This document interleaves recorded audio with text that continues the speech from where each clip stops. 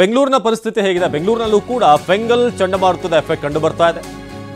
So ರಾಜಧಾನಿ ಬೆಂಗಳೂರಿನಲ್ಲೂ ಕೂಡ ನಿನ್ನೆ ರಾತ್ರಿಯಿಂದ ತುಂತುರು ಮಳೆ ಆಗ್ತಿದೆ. ಫೆಂಗಲ್ ಚಂಡಮಾರುತದ ಎಫೆಕ್ಟ್ ನಿನ್ನೆ ಬೆಳಗ್ಗೆಯಿಂದಲೇ ಇನ್ಫ್ಯಾಕ್ಟ್ ಬಹಳ ಮೋಡ ಇತ್ತು, ಕಾರ್ಮೋಡ ಇತ್ತು, ಚಳಿ ಇತ್ತು. ಕಳೆದ 2-3 ದಿನಗಳಿಂದ ಆ ಚಳಿ ಫೀಲ್ ಆಗ್ತಿದೆ ಜನರಿಗೆ. ಸೊ ಬೆಂಗಳೂರಿಗೆ ಈಗ ವೀಕೆಂಡ್ ಖುಷಿಗೆ ಈಗ ಮಳೆ ಅಡ್ಡಿಯಾಗಿದೆ. ರಾತ್ರಿಯಿಂದ ಬೆಂಗಳೂರಿನ ಹಲವೆಡೆ ಮಳೆ ಆಗ್ತಾ ಇದೆ. ಇನ್ನೊಂದು ಕಡೆ ಮೈ ಕೊರೆಯುವಂತ ಚಳಿ ಕೂಡ. ಶಾಂತಮೂರ್ತಿ ಬಗ್ಗೆ ಹೆಚ್ಚಿನ ಮಾಹಿತಿಯನ್ನು ನೀಡ್ತಾರೆ ನೇರ ಸಂಪರ್ಕದಲ್ಲಿ. ಶಾಂತಮೂರ್ತಿ, ಈಗ ಕಳೆದ 3-4 ದಿನಗಳಿಂದ ಚಳಿ ಹೆಚ್ಚಾಗಿತ್ತು, ಈಗ ಮಳೆ ಕೂಡ ಶುರುವಾಗಿದೆ. ಬೆಂಗಳೂರಿನ ಅಪ್ಡೇಟ್ ಏನಿದೆ ಸದ್ಯಕ್ಕೆ ವೆದರ್ ಸಂಬಂಧಪಟ್ಟ ಹಾಗೆ? ಈಗಾಗಲೇ ಒಂದು ಕಡೆ ತಮಿಳುನಾಡಿನಲ್ಲಿ ಫೆಂಗಲ್ ಚಂಡಮಾರುತದ ಅಬ್ಬರ ಹೆಚ್ಚಾಗಿದೆ. ಅದರ ಎಫೆಕ್ಟ್ ರಾಜಧಾನಿಗೂ ಕೂಡ ತಟ್ಟಿರುವಂಥದ್ದು ಸದ್ಯ ಗಮನಿಸ್ತಾ ಇದ್ದೀರಾ. ಕಳೆದ 3-4 ದಿನದಿಂದ ಕೂಡ ಚಳಿಯ ಪ್ರಮಾಣ ಹೆಚ್ಚಾಗಿತ್ತು. ಈಗ ಮಳೆ ಕೂಡ ಬರ್ತಾ ಇರುವಂಥದ್ದು ಜನರು ರಸ್ತೆಗಳಿಗೆ ಇಳಿಯದ ರೀತಿಯ ಪರಿಸ್ಥಿತಿಯನ್ನು ನಿರ್ಮಾಣ ಮಾಡಿದೆ.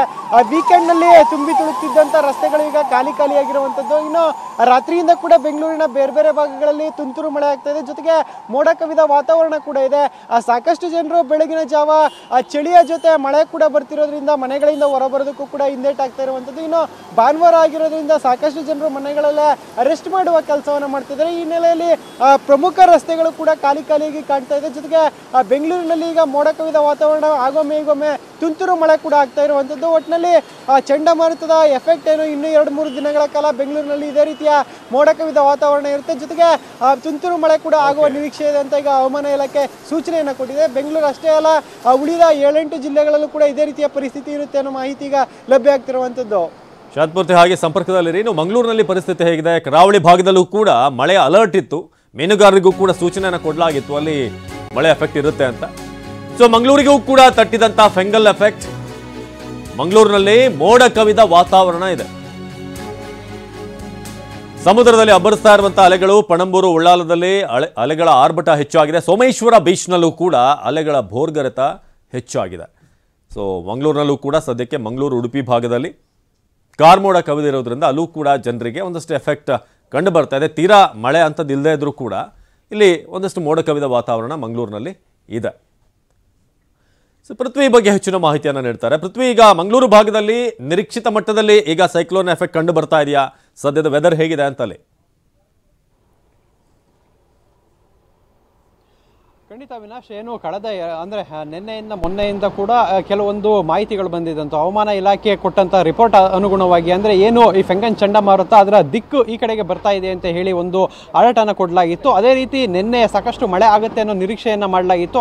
ಆದರೆ ಈ ಒಂದು ಫೆಂಗಲ್ ಚಂಡಮಾರುತದ ದಿಕ್ಕು ಸ್ವಲ್ಪ ಬದಲಾದ ಪರಿಣಾಮ ಸದ್ಯಕ್ಕೆ ಅಷ್ಟು ದೊಡ್ಡ ಮಟ್ಟಿಗೆ ಏನು ಎಫೆಕ್ಟ್ ಕಾಣ್ತಾ ಇಲ್ಲ. ಯಾಕೆಂತ ಹೇಳಿದರೆ ನಿನ್ನೆ ರಾತ್ರಿ ಸ್ವಲ್ಪ ತುಂತುರು ಮಳೆ ಏನು ಮಂಗಳೂರಿನಲ್ಲಿ ಹಾಕಿದಂಥದ್ದು. ಅದಾದ ಬಳಿಕ ಇವತ್ತು ಯಾವುದೇ ರೀತಿ ಮಳೆ ಇಲ್ಲ. ಆದರೆ ಸಮುದ್ರದ ಅಲೆಗಳ ಅಬ್ಬರ ಹೆಚ್ಚಾಗ್ತಾ ಇದೆ ಅಂತಾನೆ ಹೇಳ್ಬೋದು. ಯಾಕೆಂತ ಹೇಳಿದ್ರೆ ಬೆಳಗ್ಗೆ 7 ಗಂಟೆ ಇದ್ದ ಸಮಯದಲ್ಲಿ ಇದ್ದಂತಹ ಅಲೆಗಳ ಅಬ್ಬರಕ್ಕೂ ಈಗ ಇರುವಂತಹ ಅಲೆಗಳ ಅಬ್ಬರಕ್ಕೂ ಸಾಕಷ್ಟು ವ್ಯತ್ಯಾಸ ಇದೆ. ಸೊ ಸಾಕಷ್ಟು ದೊಡ್ಡ ಪ್ರಮಾಣದಲ್ಲಿ ಈಗ ಅಲೆಗಳು ಬರ್ತಾ ಇರುವಂಥದ್ದು. ಸದ್ಯಕ್ಕೆ ನಾನು ಇವಾಗ ಬಟಪಾಡೆ ಬೀಚ್ನಲ್ಲಿ ಇದ್ದೀನಿ, ಇಲ್ಲಿ ನೋಡ್ಬೋದಾಗಿದೆ. ಸೊ ಅಲೆಗಳ ಅಬ್ಬರ ಸಾಕಷ್ಟು ಪ್ರಮಾಣದಲ್ಲಿ ಇಲ್ಲಿ ಇರುವಂಥದ್ದು. ಅಂದರೆ ಪ್ರತಿನಿತ್ಯ ಸಾಮಾನ್ಯವಾಗಿ ಒಂದು 9 ರಿಂದ 10 ಗಂಟೆಯ ಸಂದರ್ಭದಲ್ಲಿ ಇಷ್ಟೊಂದು ದೊಡ್ಡ ಪ್ರಮಾಣದಲ್ಲಿ ಅಲೆಗಳು ಬರ್ತಾ ಇರಲಿಲ್ಲ. ಮತ್ತು ಏನು ಸಮುದ್ರದ ಇನ್ನೂ ಆ ಕಡೆ ಭಾಗದಲ್ಲಿ ಮಾತ್ರ ಅಲ್ಲಿವರೆಗೂ ಮಾತ್ರ ಅಲೆಗಳು ಬರ್ತಾ ಇದ್ದಿದ್ದಂಥದ್ದು. ಆದರೆ ಇವತ್ತು ಸಂಪೂರ್ಣವಾಗಿ ಅಂದರೆ ಏನು ಕಡಲ ತೀರದ ಅಂಚಿನ ಪ್ರದೇಶ ಏನಿದೆ ಅಲ್ಲಿವರೆಗೂ ಕೂಡ ಈಗ ಅಲೆಗಳು ಅಬ್ಬರಿಸ್ತಾ ಇರುವಂಥದ್ದು. ಅಲೆಗಳ ಏನು ಬಡಿಯುವಿಕೆಯ ಏನು ದಡಕ್ಕೆ ಅಪ್ಪಳಿಸುವ ರೀತಿಯಲ್ಲಿ ಸಾಕಷ್ಟು ವ್ಯತ್ಯಾಸ ಆಗಿದೆ. ಸಾಕಷ್ಟು ದೊಡ್ಡ ಮಟ್ಟದಲ್ಲಿ ಅಲೆಗಳು ಬರ್ತಾ ಇರುವಂಥದ್ದು. ಅಂದರೆ ಒಂದು ಕಡೆ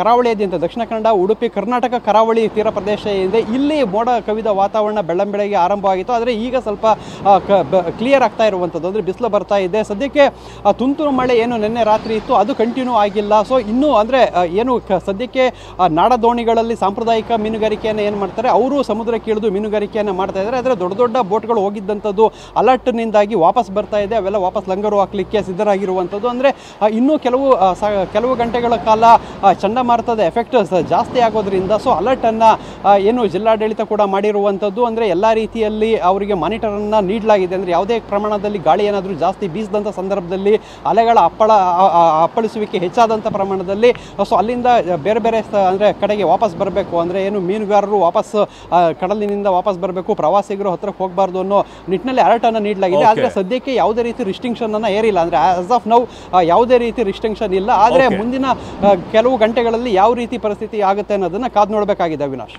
ಧನ್ಯವಾದ ಪೃಥ್ವಿರಾಜ್ ಹಾಗೆ ಶಾಂತಮೂರ್ತಿ. ಶಿವರಾಜ್ ಚೆನ್ನೈನಿಂದ ಮಾಹಿತಿ ನೀಡಿದರು.